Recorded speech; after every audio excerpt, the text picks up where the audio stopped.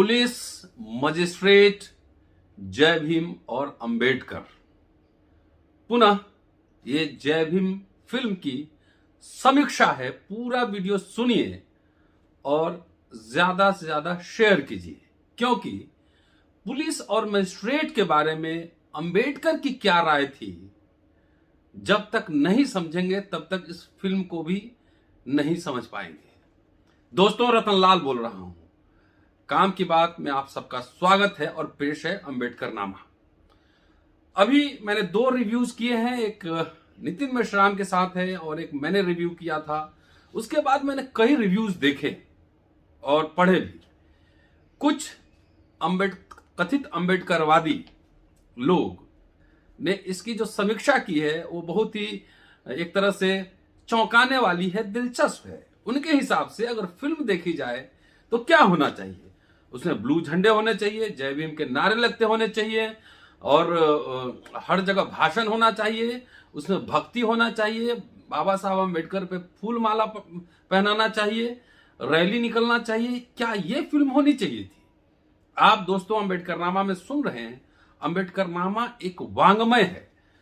अंबेडकर साहब एक वांग्मय हैं। उनको एक नजरिए से आप नहीं देख सकते हैं और आपको समझने के लिए तरह तरह से अंबेडकर साहब को पढ़ना होगा। अभी 2 एपिसोड हमने उत्तर प्रदेश में मॉब लिंचिंग को लेकर बनाए, आपने देखा ही होगा, और 2 एपिसोड और बनाने वाला हूं। उसमें पुलिस और प्रशासन की क्या भूमिका थी, बीबीसी के संवाददाता ने उसको हाईलाइट किया है। मैं पड़ताल कर रहा था कि अगर जय भीम फिल्म को देखा जाए और पुलिस और प्रशासन और मजिस्ट्रेट की भूमिका की समीक्षा की जाए तो अंबेडकर साहब ने अपने राइटिंग्स में क्या लिखा था, जरा ये समझने की। इस बात को समझ लेंगे तो फिल्म को समझने में आसानी होगी, इसलिए समीक्षा होनी चाहिए और कई एंगल से कुछ हो सकता है कि ड्रामेटाइज्ड हो और तमाम बातें हो, लेकिन एक स्टीरियोटाइप कैटेगरी में करके समीक्षा करेंगे तो उसका जो फिल्म का जो मैसेज है वो कहीं ना कहीं डाइल्यूट हो जाएगा। अब चलिए मैं आपको सुनाने जा रहा हूं कि पुलिस, मजिस्ट्रेट और प्रशासन की भूमिका जब अस्पृश्यों पर अत्याचार होता है उसमें क्या होती है, और उससे इस फिल्म की तुलना आप करेंगे, जय भीम का मतलब आपको समझ में आ जाएगा और फिल्म की जो आखिरी क्लिपिंग है उसका मतलब भी समझ में आ जाएगा। रेफरेंस पे ले देता हूं, वॉल्यूम 10 उठा लीजिए, पेज नंबर 165 से 68 तक उठा लीजिए। इसको देखिए, बाबा साहब अम्बेडकर की writing and speeches, volume 10, page number 165 से 68 तक उठाइए और उसमें पुलिस और प्रशासन की भूमिका अस्पृश्यों में क्या होती है, इसी पे डॉक्टर अंबेडकर ने लिखा है। जो महत्वपूर्ण बात है मैं लिए चलता हूं। लिखते हैं कि सबसे महत्वपूर्ण अड़चन क्या है। वो है जो सबसे महत्वपूर्ण अड़चन जो अस्पृश्यों की स्थिति को असहाय बना देती है, वो यह है कि अस्पृश्यों के लिए यह संभव नहीं कि वे पुलिस से सुरक्षा और अदालतों से न्याय प्राप्त कर सके। सेशन कोर्ट में जो लॉयर चंद्रू थे और जो फिल्म के किरदार हैं वो हार चुके थे। हाई कोर्ट में जब अपील हुई थी तब बहस आगे बढ़ी थी। सुनते जाइए, बहुत दिलचस्प है। पुलिस में जो भर्ती किए जाते हैं सवर्ण हिंदुओं से भर्ती किए जाते हैं। मजिस्ट्रेट पद पर भी सवर्ण हिंदू ही होते हैं। पुलिस और मजिस्ट्रेट के वर्ग से सवर्ण हिंदुओं का नाता सगे संबंधी जैसा होता है। अस्पृश्यों के प्रति वे सवर्ण हिंदुओं के भांति अपनी भावनाओं और पूर्वाग्रहों से ग्रसित होते हैं। पुलिस और मजिस्ट्रेट, यदि कोई अस्पृश्य किसी पुलिस अधिकारी के पास सवर्ण हिंदू के खिलाफ शिकायत दर्ज कराने जाता है तो पहले वह सुरक्षा के स्थान पर ढेर सारी गालियां सुनता है, और या तो उसे शिकायत दर्ज किए बिना भगा दिया जाता है या रिपोर्ट ऐसी झूठी दर्ज की जाती है कि उसमें सपृश्य सवर्ण हमलावर बच निकलने का रास्ता निकाल लेता है, आसानी से बचकर निकल सकता है। अब कहते हैं कि पुलिस को छोड़िए, यदि वो मजिस्ट्रेट के पास जाता है तो मजिस्ट्रेट क्या करता है यह सुनिए। यदि वो मजिस्ट्रेट की अदालत में अपराधियों के खिलाफ मुकदमा दायर करता है तो उस पर क्या कार्रवाई होगी यह पहले ही मालूम हो जाता है। किसी अस्पृश्य को कोई हिंदू गवाही देने को नहीं मिलेगा, क्योंकि गांव में पहले से ही षड्यंत्र रच दिया जाता है कि कोई भी अस्पृश्यों की सहायता करने की हिमाकत नहीं करेगा, चाहे सच कुछ भी क्यों न हो। यदि वह गवाह के रूप में अस्पृश्यों को पेश करता है तो मजिस्ट्रेट उसकी गवाही स्वीकार नहीं करेगा, क्योंकि वह आसानी से कह देगा कि वह तो उसी का हितैषी है, इसलिए उसे स्वतंत्र गवाह नहीं कहा जा सकता। अपने आसपास की अदालतों के जो निचली अदालत हैं, मजिस्ट्रेट की अदालत है, उसको जाकर देखिए आप। आगे लिखते हैं कि यदि वे स्वतंत्र गवाह हैं भी तो मजिस्ट्रेट के सामने एक आसान सा तरीका यह कह देना है कि उसे अस्पृश्य के एक पक्ष में गवाह सच्चा नहीं लगता। चूंकि वो अस्पृश्य है, स्वतंत्र गवाह भी है, तब भी उसको सच्चा नहीं लगता। मजिस्ट्रेट ये कह देगा, वह निडर होकर ऐसा फैसला सुना देगा, क्योंकि वह भली भांति जानता है कि उसके ऊपर कोई अदालत इस फैसले को नहीं बदलेगी। 35 के आसपास ये लिख रहे हैं डॉक्टर अंबेडकर, क्योंकि यह स्थापित नियम है कि अपील सुनने वाली अदालत मजिस्ट्रेट के फैसले में दखल न दे, जो कि जय भीम फिल्म में हुआ है। एक लॉ है कि हाई कोर्ट में सीधे अपील की जा सकती है, यहां पे वो चर्चा कर रहे हैं। अब यहां पे डॉक्टर अंबेडकर 7 मार्च 1938 के अंक में जो हरिजन सेवक संघ मद्रास का एक रिपोर्ट, वार्षिक रिपोर्ट पब्लिश हुआ था, उसका हवाला यहां देते हैं। और सुनिए दिलचस्प कैसे गांधी का बनाया हुआ हरिजन सेवक संघ था, उसी के हवाले से हिंदू ने खबर छापा था। जो दिलचस्प है, वो खबर छापता है कि दूर दराज के गांव में इन अधिकारों ने हरिजनों की राजनीतिक चेतना को तो जगाया है। 1935 के जो एक्ट में जो अधिकार मिले थे वो तो राजनीतिक चेतना को जगा रहा है, पर वहां हरिजन के लिए सदैव ऐसा करना संभव नहीं है। वहां तो केवल पुलिस वालों का ही राज चलता है। जय भीम में भी पुलिस वालों का ही राज दिखाया है।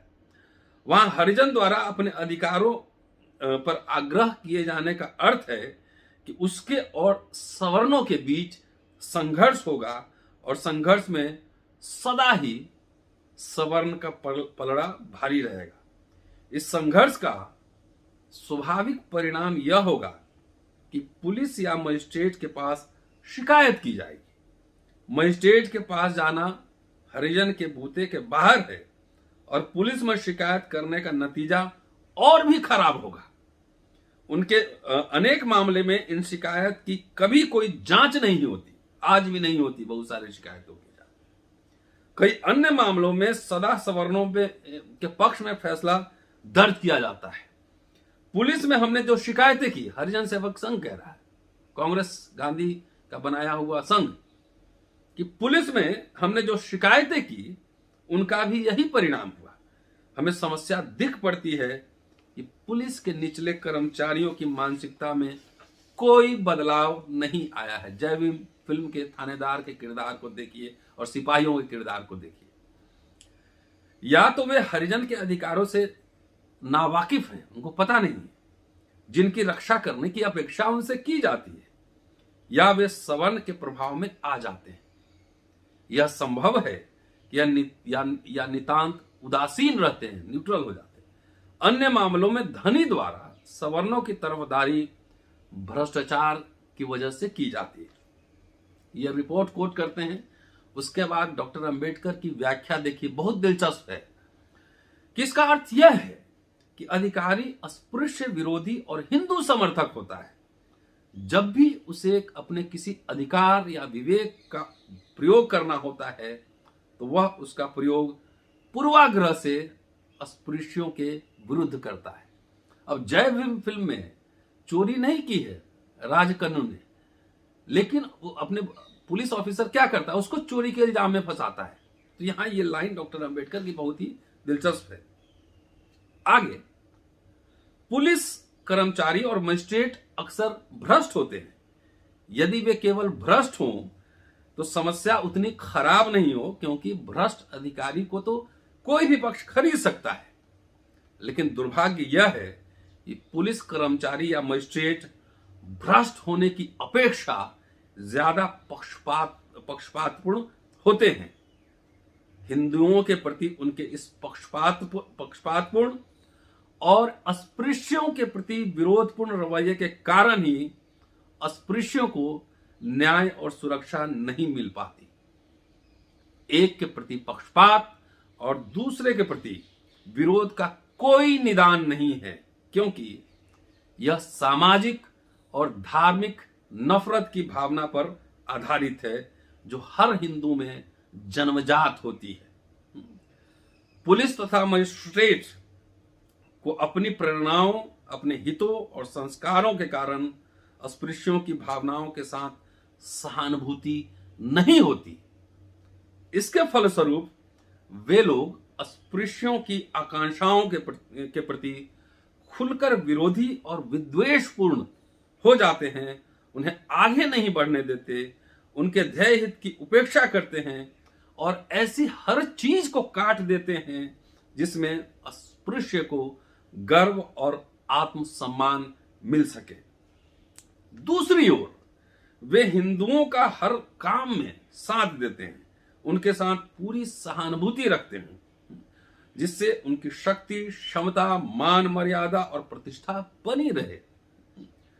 जब कभी इन दोनों में संघर्ष होता है तब वे अस्पृश्यों को इस विरोध को कुचलने में हिंदुओं के एजेंट के रूप में काम करते हैं और खुलेआम निर्लज होकर हिंदुओं के हर घिनौने काम में हर संभव उचित या अनुचित सहायता भी देते हैं।